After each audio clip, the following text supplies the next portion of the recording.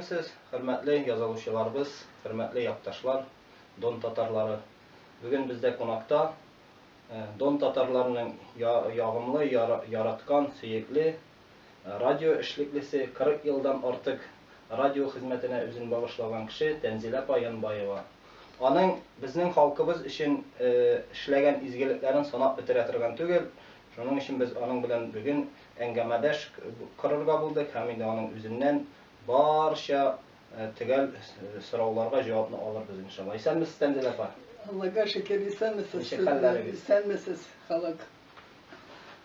Тәнзилә апа, скажите, пожалуйста, вкратце сегодня беседу нам с вами надо составить, чтобы наши подписчики, донские татары, по YouTube-каналу нашему узнали про вашу жизнь. Вы очень интересный, многогранный человек. Мы еще, будучи молодыми, знаем, что вы много-много своей времени жизни посвятили Донскому радио. Это так. Да. Вот начиная с детских времен, где вы родились, в какой семье, что способствовало тому, что вы пошли учиться на радиоведущую, да, и так далее. Расскажите, пожалуйста, вкратце.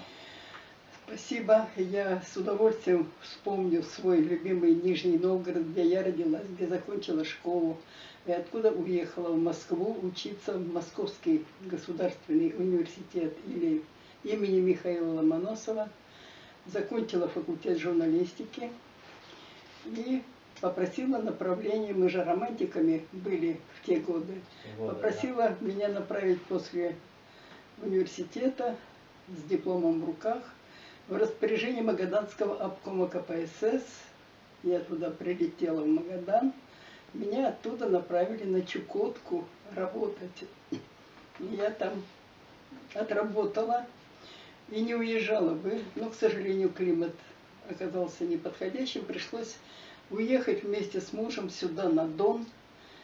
Здесь жили его родители.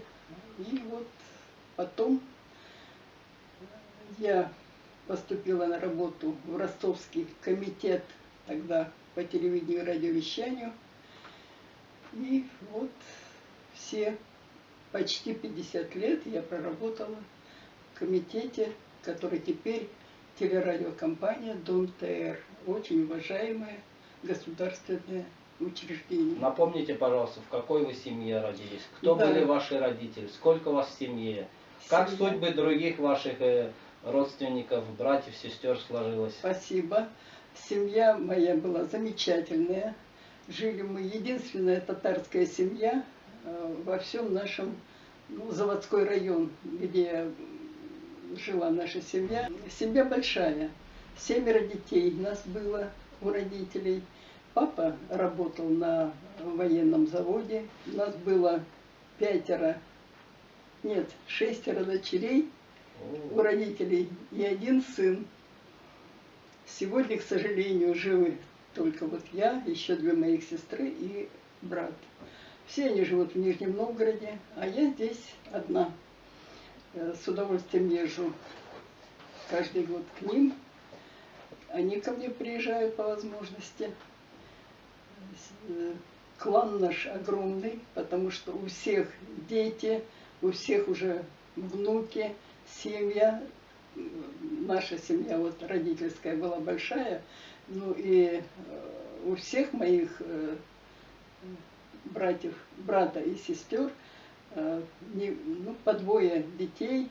Но я хочу сказать, я очень признательна родителям за то, что они нас, детей, заставляли дома говорить только на татарском языке. И отсюда у меня, вот хоть и малые, но все-таки знания разговорного татарского языка. То, что родители заложили в вас, знание хоть на примитивном уровне родного языка, то, наверное, и на генетическом уровне у вас и любовь привили они к родному, духовно, культуре, к нашей нации, к нашему татарскому народу, потому что я знаю и на слуху, и сам к вам неоднократно обращался по нашим общественным вопросам. Вы никогда нам не отказывали. И за это мы, донские татары, вам благодарны. И наш муфти все время тепло о вас вспоминает. И мы знаем, и в те времена, когда вы работали на радио, все объявления про наши праздники, все такие информационные наши материалы вы выставляли безотказно. За это вам огромное спасибо. Это же идет не просто от того, что мы вас попросили. Если у вас не было бы своей заинтересованности, зова души, вы бы, наверное, могли и отказать, а вы не отказывали. Поэтому родителям огромное спасибо, что воспитали талантливого человека, любящего свою нацию, свой народ. Как можно не любить то, что заложено в крови у человека? От этого невозможно отказаться. Танзиля, скажите, пожалуйста, наверное же возможности у вас были и в другие города уехать на работу, в Москву, в Питер, тогда в Ленинград, тогдашний, да? Во-первых, я хочу сказать, Дон очень интересный край. И попасть работать в комитет по телевидению и радиовещанию, это была большая удача. Ведь это сегодня масса каналов телевизионных, масса радио станций. А раньше это было единственное комитет по телевидению и радиовещанию. И, конечно же, я с удовольствием пришла работать в этот комитет. Спасибо, меня приняли, меня взяли. Ну, наверное, диплом решил на меня очень многое. Диплом Московского государственного университета, факультет журналистики. Это серьезный документ. Словом, я с удовольствием пришла и работала. И не хотелось никуда уходить. Хотя Москва всегда сотрудничала с нами. Я параллельно работала на «Маяк». Тогда был другого формата «Маяк». В те годы. Это сегодняшний «Маяк» меня не очень устраивает. А в те годы «Маяк» меня очень устраивал. Мне было интересно с ними работать. И сообщения отсюда я почти каждый день выходила в прямой эфир на «Маяк». Да, были приглашения. И, в принципе, была возможность уехать. Но хорошее на лучшее менять, а может и не лучшее, просто на другое хорошее, вряд ли стоит. Мне очень нравится жить здесь. Здесь у меня масса друзей, масса коллег, с которыми я с удовольствием проработала, ну, почти 50 лет. И очень интересный коллектив Дон Тейр. Очень интересный. Мы все, донские татары, благодарны Донской земле, что она нас приютила, накормила, дала жизнь красивую такую, обжиться. Мы здесь себя чувствуем как дома. Это наша родина, родина наших детей. И вот Танзиляпа тоже об этом же и говорит, что Донской край очень богатый, и жить здесь очень интересно. Очень интересно. И я очень рада, что я попала в наш Якташлар, познакомилась с вами, Марсель. Очень даже благодарна вам за то, что вы ввели наши сабантуи, за то, что вы сплотили татар. Это очень важно. Для меня это было вновь. Я, к сожалению, никогда не была в коллективе среди татар, в многочисленном коллективе. А вот благодаря вам я с удовольствием влилась в этот коллектив. Надеюсь, меня приняли. Да. И все, что я могла делать, я с огромным удовольствием делала. Да, Танзиляпа, спасибо вам большое за это. Но благодаря не мне одному, конечно, этот коллектив, это общество сегодня существует и работает. У нас есть коллектив, вы знаете, да, такой небольшой. Ведь это люди творчества, люди, которые, вот вы всю жизнь в радио отработали, вы знаете, да, тут надо всю себя отдавать, от семьи отрывать, свое время отдавать, чтобы общественная жизнь существовала, приумножалась, обогащалась и росла. Это нелегкий труд, поэтому, я думаю, вокруг нас сегодня сплотились пока что только самые выдержанные. Это молодежь, это вот Мухаммад Бикмаев, это семья Курмакаевых, это Гайнуллин Тагир, это Алтынбаева Райля, фотограф АПА, вы знаете ее. Да, они молодцы, спасибо им за их активность. И молодежь наша еще, Аделия, Эльмира, вот они все сегодня у нас в коллективе работают, и я думаю, у нас еще впереди много планов, и мы призываем и вас просим, чтобы вы нас педсоветом всегда поддерживали, потому что вы опытный человек в организационных вопросах, творческих. На Дон ТР, что вас связывало со своим родным народом? Ну, скажем, вы тесно сотрудничали с муфтием нашим. Да, я ему очень благодарна. Были же, наверное, моменты, когда и другие деятели татар донских обращались к вам, или вы имели какие-то контакты, какие-то мероприятия освещали?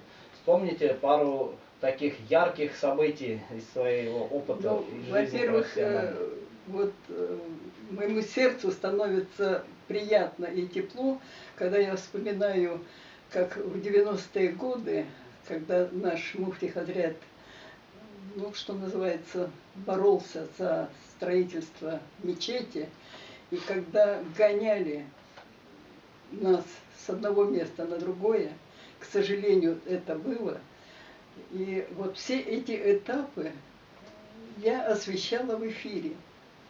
Я очень благодарна, что мне об этом довелось рассказывать, и мне никто не препятствовал из руководства телерадиокомпании.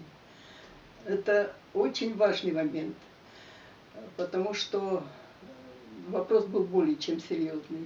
И я очень рада, что вот этот путь я рядышком с нашим муфтием Хадрятом проходила. По мере возможности помогала. И особенно тепло вспоминаю, прям вот душа моя в этом всем, когда в 1993 году муфти Хадрят пригласил меня совершить хадж. Это событие настолько для меня значимое. Я постаралась донести эти эмоции до тех, кто не смог быть на хадже. И вообще, кто не знает, что это такое. Тем более мы же небольшой народ, который живет среди казаков, среди русских, среди людей другой национальности. Для них хадж, этот наш обычай, это наша традиция, ни о чем не говорит. Но благодаря моей поездке туда я подготовила передачу почти на полчаса, и в эфир пошел материал, записанный там, в Саудовской Аравии, во время хаджа, с голосами паломников и, конечно же, с комментарием нашего муфтия Хадрята.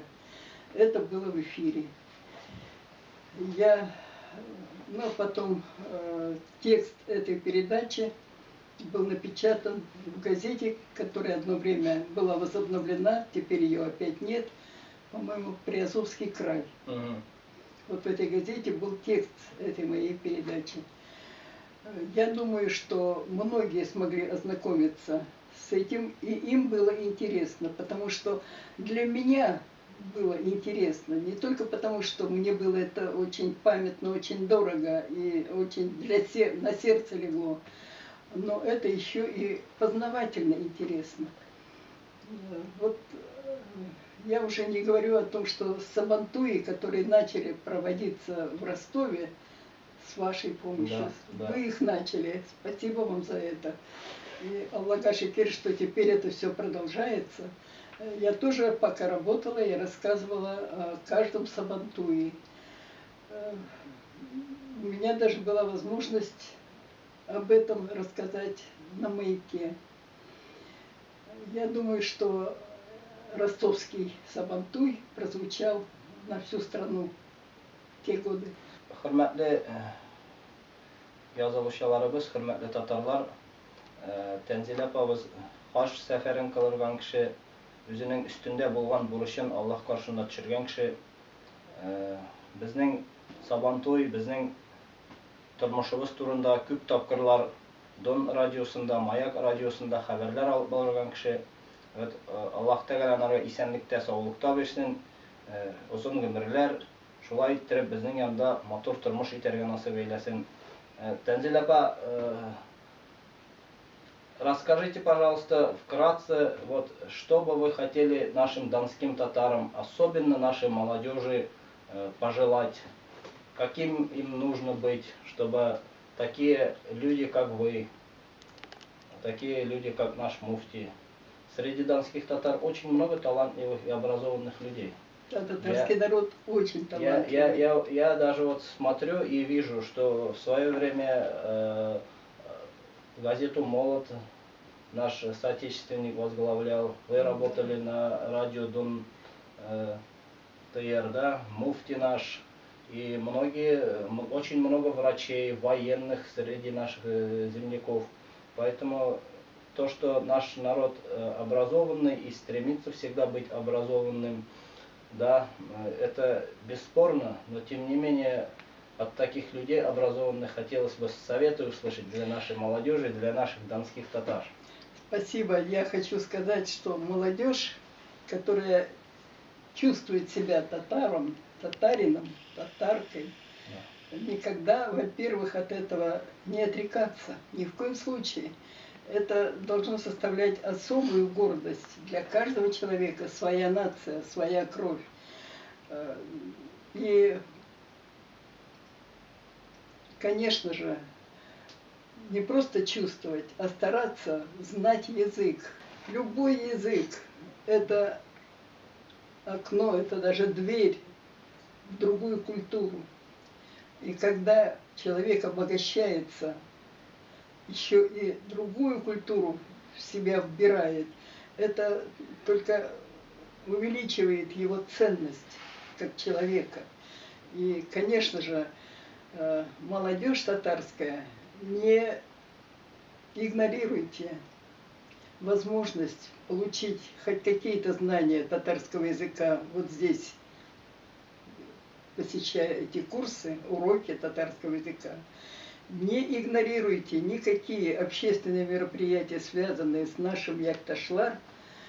Дружите между собой, несите нашу культуру во всех наших мероприятиях, которые проводит наше общество Якташлар.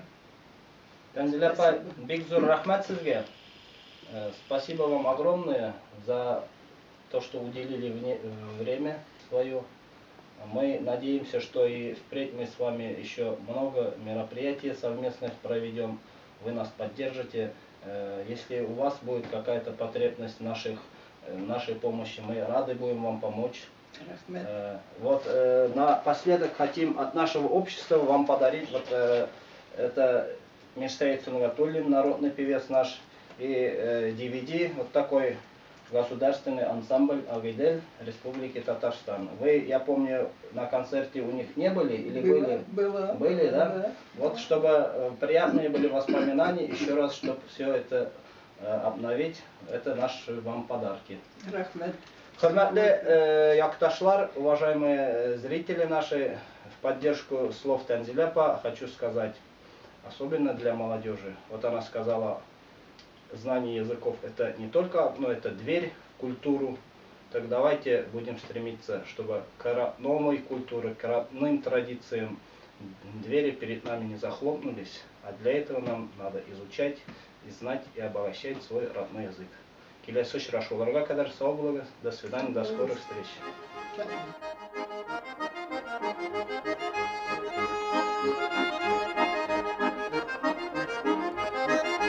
Tal berisi, tal berisi, tal berisi, tallarda, tal berisi, tal berisi, tal berisi.